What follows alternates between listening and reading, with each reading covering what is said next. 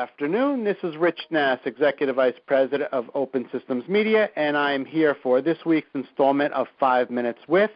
This week, I will be speaking to Todd Mozer, who is the President, CEO, and founder of Sensory. Afternoon, Todd. How are you? I'm doing great. How are you doing, Rich? I'm doing just fine. Thank you for asking.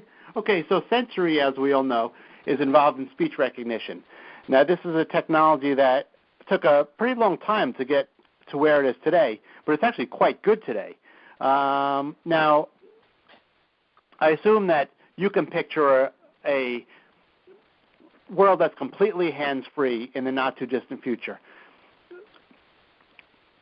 For us to get to that point, what do you think has to happen?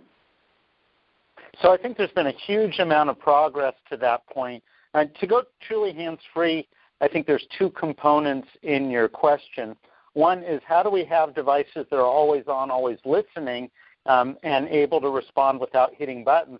And the other is that when you speak naturally to them, they understand your intent and can come back with the appropriate answers with a high enough probability that it's useful.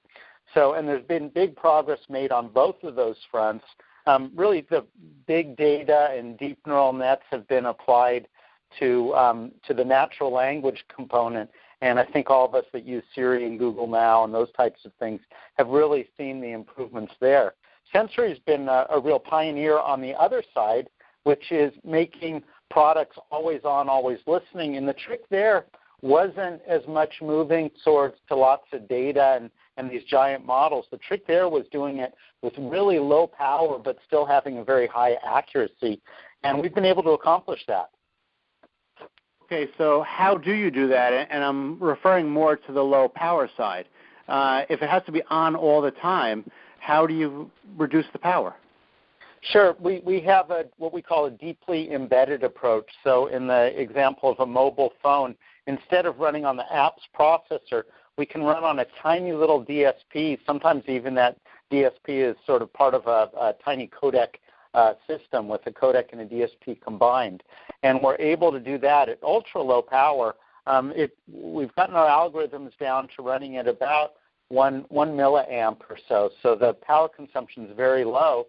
And then we have other techniques that consume even less power to wake the device up. So it can be always on, listening, and then quickly wake up this special DSP.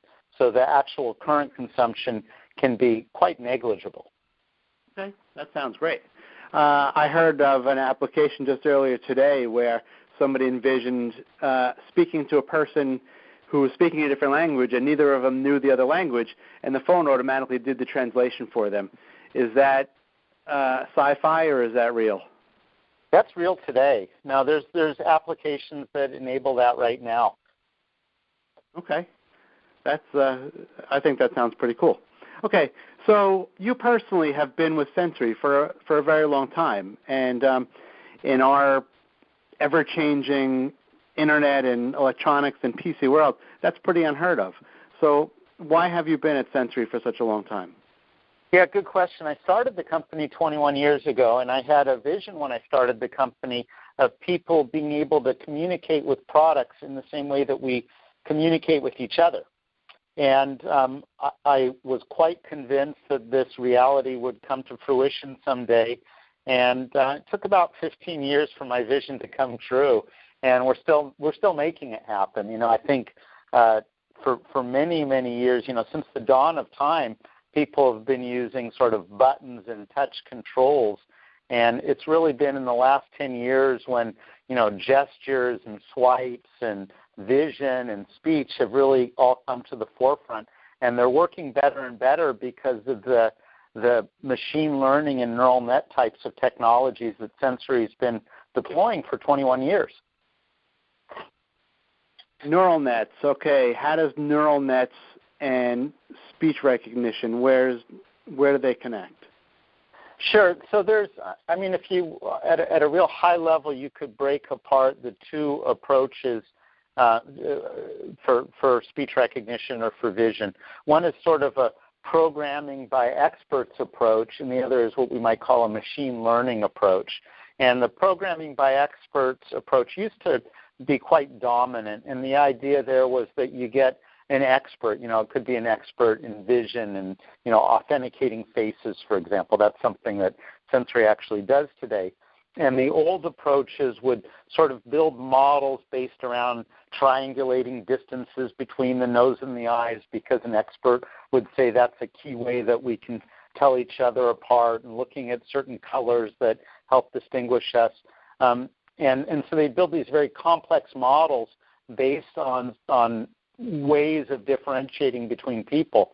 And the new school approach, which really isn't that new school, is the neural net approach, where instead of programming, you train. And the idea of the training is that you build a model, sort of a generic model, that can look at information and data and build its own assessment of what's going on, kind of like the way our brain does. When nobody really teaches us to recognize our parents and our siblings when we're little babies. We just learn to do it over time, and we learn by seeing stimulus. So we see pictures of different things, and over time we learn that what grass looks like and what different things look like. And this is much the way a neural network would work in a machine learning system.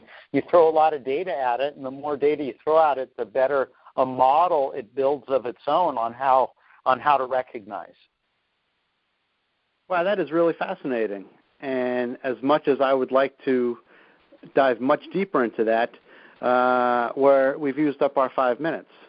So we'll have to do a follow-up. That sounds great, Rich. Very good. That was Todd Mozer. He is the president, CEO, and founder of Sensory, and I am Rich Nass with Open Systems Media. Hope you have a great day. Cheers.